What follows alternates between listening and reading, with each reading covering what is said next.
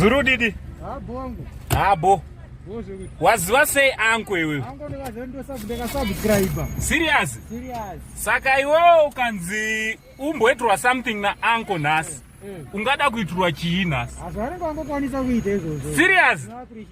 But uri kuona kuti kudii? Anko akakuitira zvaanenge wakuitira ka. Mutemo ndo toda kuwirirana.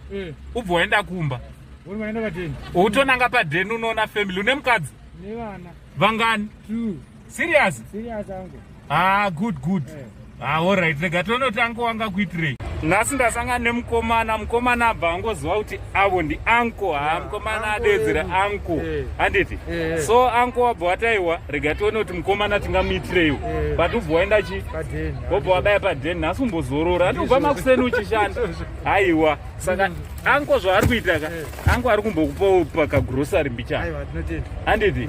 Thanks very much nekusupporta Saint TV. Tinotenda anko. Thanks very much nekuidentify anko. Mukomana adedzera kuti anko haya chitora iri nderako isapo apo tibve taisa zvimwe.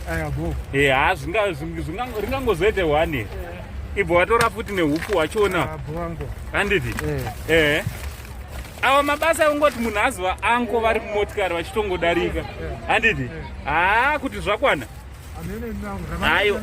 Aiwa zvifane ukwana wobva wari wasmartezi yako bhuku. Handiti? Saka chivaudza manje kuti uri kuvakurudzira kuti kudii? Vanhu ngavasubscribe paAnko Sense TV. Handiti? Valaike vashare. Handiti? Uchitiwo kudii? Ava vanonzi vechawa health care vakupa, uri kutiwo kudii?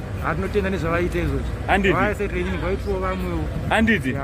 Aiwa, neworamba uchisapota chi? Anko Sense. Saint TV. Sharp. Bongo.